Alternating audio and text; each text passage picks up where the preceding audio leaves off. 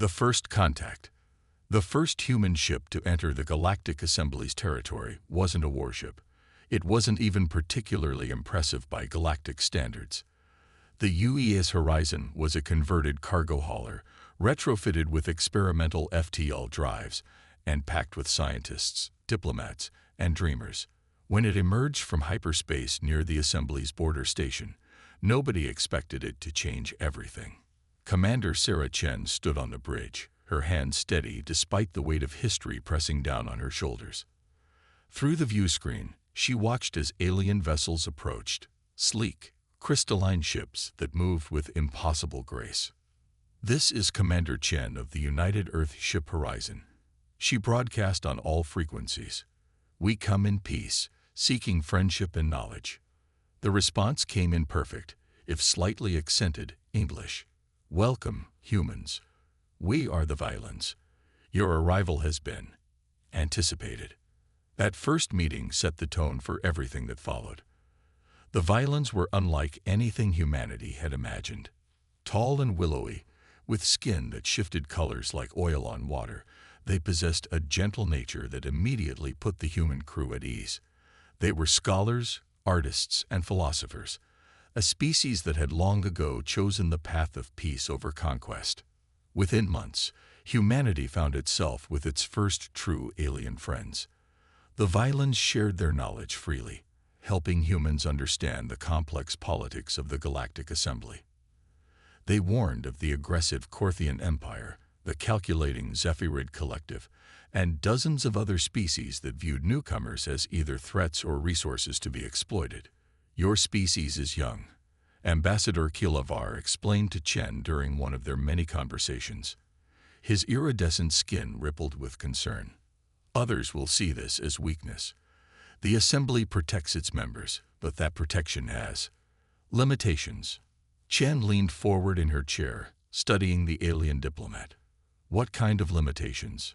"Political ones. Economic ones. The strong still prey upon the weak, just more subtly than in your ancient past." Kilavar's large, dark eyes seemed to hold centuries of sadness. "We Violins learned this truth at great cost." That conversation led to the moment that would define humanity's place in the galaxy. During the formal induction ceremony, where Earth would officially join the Galactic Assembly, Admiral David Reeves made an unexpected addition to his species' oath of membership. Standing before representatives of 100 worlds, the grizzled military veteran looked directly at the Violin delegation.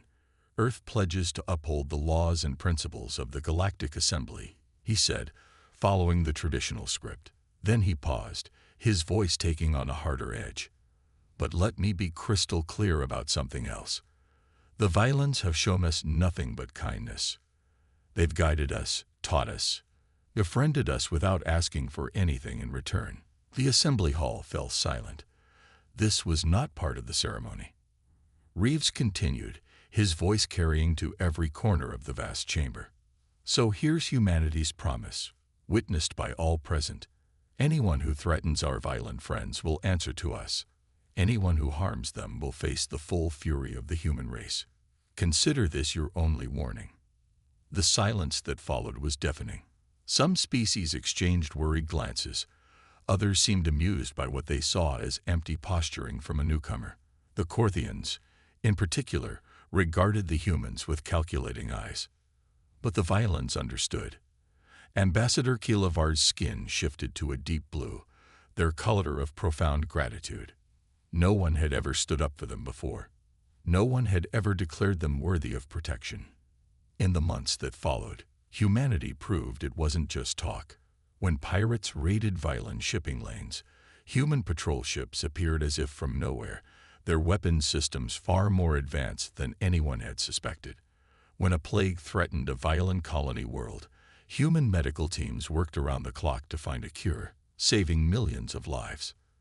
The rest of the galaxy began to understand that humans were different. They didn't see kindness as weakness. They didn't view friendship as a transaction. And they had a peculiar habit of becoming extremely dangerous when those they cared about were threatened. The turning point came during what historians would later call the Meridian Crisis. A dispute over mining rights in the Meridian system escalated when Corthian forces seized a Violin research station. The researchers were conducting peaceful studies of stellar phenomena, but the Corthians claimed the station was a cover for military surveillance. The Galactic Assembly convened an emergency session. Debates raged for days. Diplomatic solutions were proposed and rejected.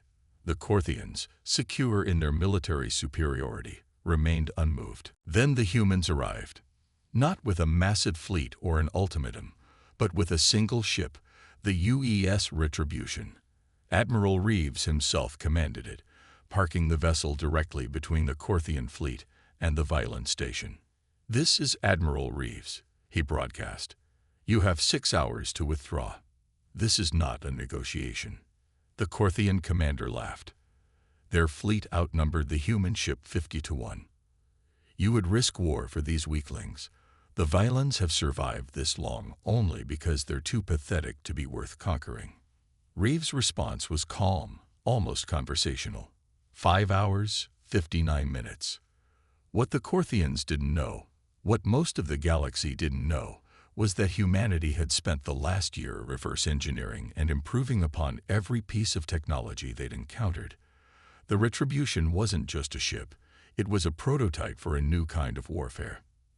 As the deadline approached, Corthian sensors detected something odd. Energy signatures appearing throughout their fleet. Tiny anomalies that shouldn't have been there. Then, with 30 seconds left on Reeves' countdown, every Corthian ship received the same message. "Your weapon systems have been neutralized. Your engines are locked. Your shields are under our control. We could destroy you all with a thought. Instead, we're giving you this chance to leave. Don't make us regret our mercy." It wasn't a bluff. Human nanotechnology, deployed through microscopic drones, had infiltrated every Corthian system. The mighty fleet that had terrorized dozens of worlds was suddenly helpless. The Corthians withdrew. The Violin researchers were evacuated safely, and the galaxy learned that humans had been holding back, developing capabilities in secret while projecting an image of peaceful explorers. But the real message wasn't about human technology or military might. It was about something far more dangerous: human loyalty. At the next assembly meeting, the Zephyrid ambassador addressed the human delegation. "You've shown impressive capabilities, the crystalline being admitted, but surely you don't intend to protect every weak species in the galaxy." Sarah Chen, now Earth's primary ambassador, stood to respond. "No," she said simply. "Just our friends. And right now, the Violins are our friends. We gave one warning. There won't be another."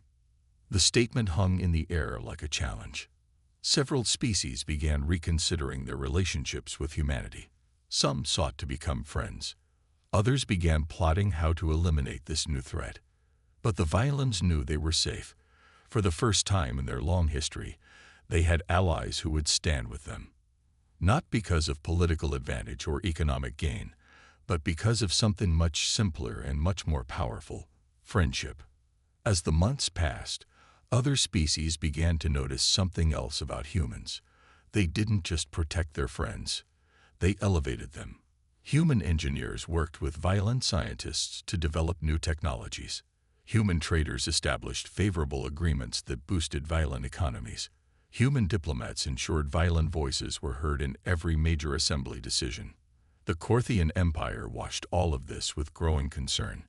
They had ruled through fear for centuries, building their power on the subjugation of weaker species. The Human-Violin alliance represented something new and dangerous, a different kind of strength.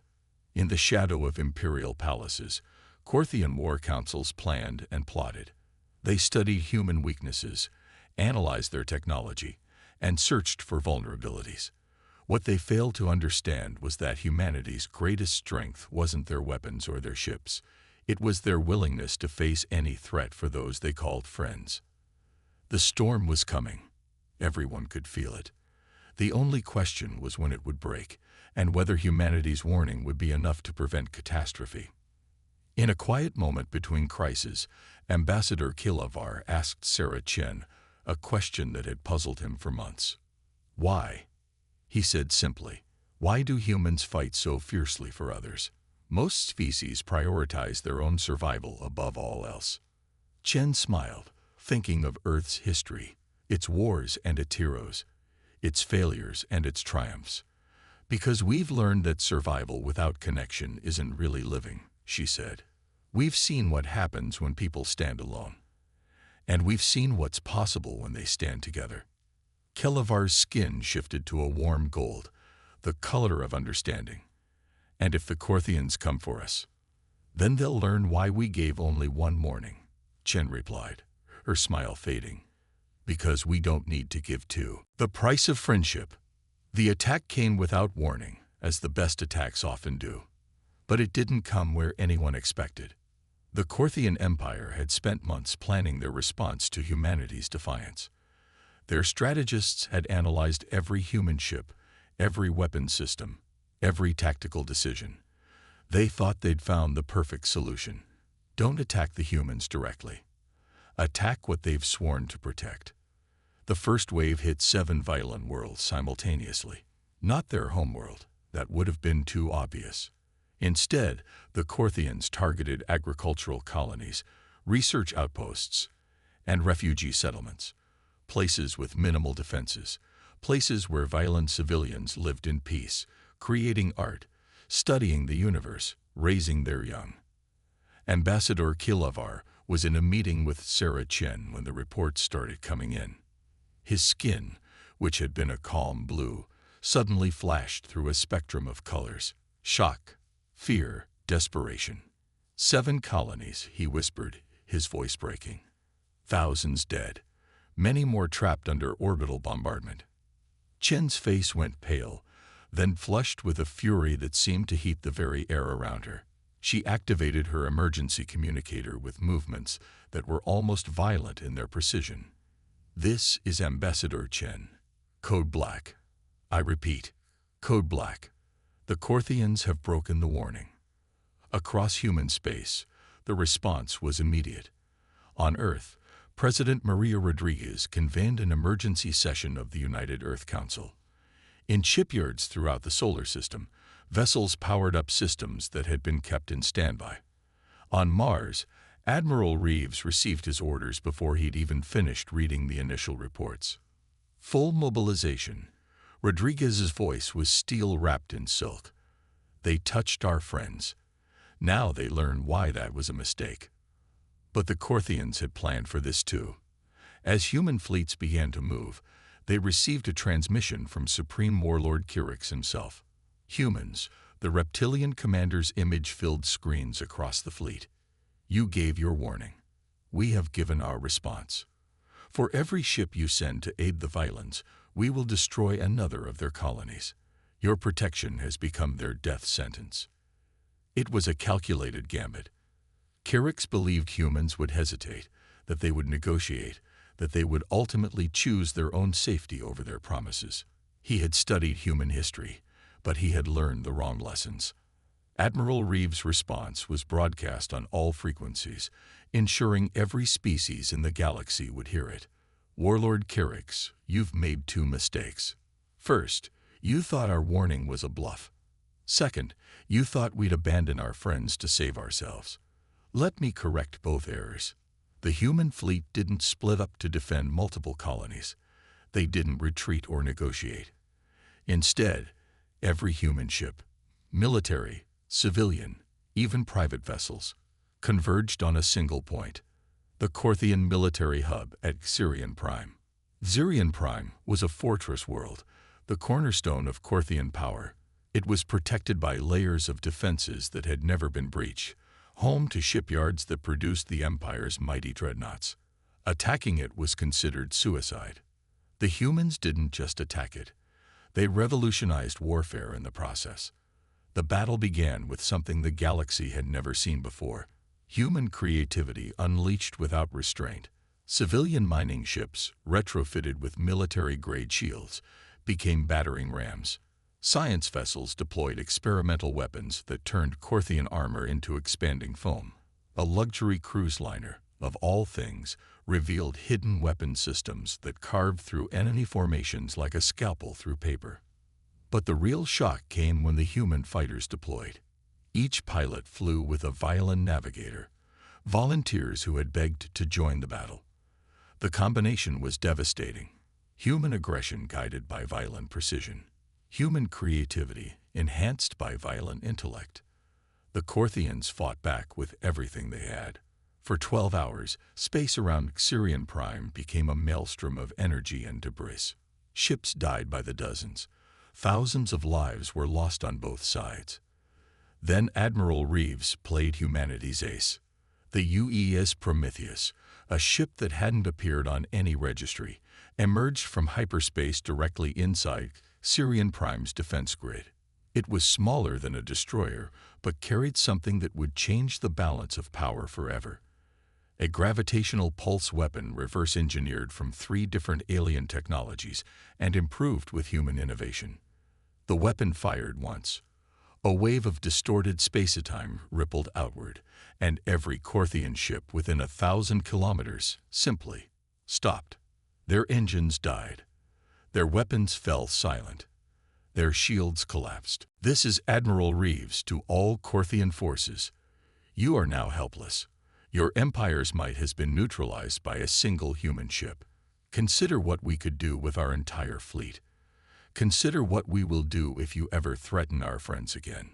The battle was over, but the war for the galaxy's soul was just beginning.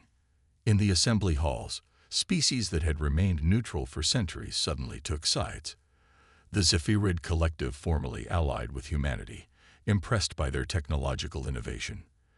The Draknari Confederacy, longtime rivals of the Corthians, pledged support to the Human Violin Alliance. But it wasn't just about military power. Something fundamental had shifted in how the galaxy viewed strength and weakness.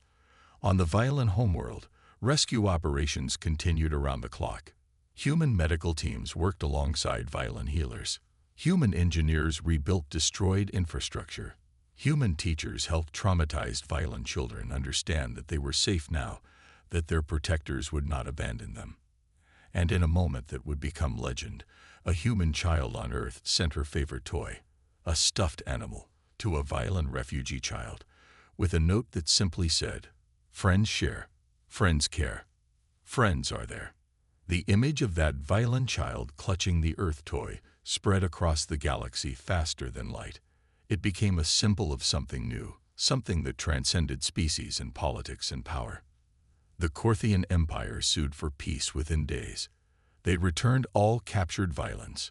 They paid reparations. They signed treaties limiting their military expansion. Their centuries-old reign of terror had been broken not by a superior force, but by something they never understood, the power of genuine alliance. At the peace conference, Warlord Kyrix faced Admiral Reeves across a negotiating table. The defeated Corthian scales had lost their luster, his eyes their arrogance. "How?" he asked simply. "How did you develop such weapons so quickly? Our intelligence said you were decades behind us." Reeves leaned back in his chair, a slight smile playing at his lips. "You're right. We were behind you. In fact, most of our military technology was fairly basic by galactic standards. But you see, we had something you didn't. And what was that?" "Friends," Reeves said simply. "The Violins shared their knowledge freely. The Altarians helped us understand quantum mechanics. The Nexari taught us about gravitic manipulation. Every species we befriended contributed something. We just put it all together in ways nobody expected." Kyrix's voice was bitter. "So your strength comes from others. Without them, you are nothing." "Without them, we are less," Reeves corrected. "That's the difference between us. You see other species as resources to be exploited. We see them as friends to be cherished. That's why you lost. Not because our weapons were better, but because our cause was." The new galactic order that emerged from the conflict was unlike anything that had come before. The Galactic Assembly evolved from a loose confederation into something more unified. Species that had lived in fear began to find their voices. Alliances based on mutual respect replaced those built on intimidation. At the center of it all stood the Human Violin Partnership, It had been tested in the crucible of war and emerged stronger. Valen scientists and human engineers created technological marvels. Valen artists and human musicians composed works that moved souls across species barriers. Valen philosophers and human dreamers imagined futures where diversity was strength, not weakness. A year after the Battle of Sirian Prime, a memorial was dedicated on Earth's moon. It honored all who had died in the conflict, human, Valen, and yes, even Korthian. The inscription read, "They died because someone forgot. We are stronger together than we ever could be apart." Speaking at the dedication, Ambassador Kilavar, now wearing the ceremonial robes of the first Valen Human Cultural Exchange Director, made an observation that captured the moment perfectly. A year ago, many thought humans were naive idealists playing at being a galactic power. They thought our friendship was a novelty that would shatter at the first real test. They were wrong. Humans didn't just keep their promise. They transformed the very meaning of strength in our galaxy. Sarah Chen, standing beside him, added her own thoughts. "We gave one warning because one was all we needed, not because we were threatening the galaxy, but because we were promising it something better. A future where friendship matters more than firepower, where loyalty trumps conquest, where standing together is the greatest power of all." In the audience, beings from 100 worlds listened and understood. The age of empires built on fear was ending. The age of alliances built on trust had begun. And in the depths of space, on patrol routes throughout the galaxy, mixed crews of humans and Valens and dozens of other species worked side by side.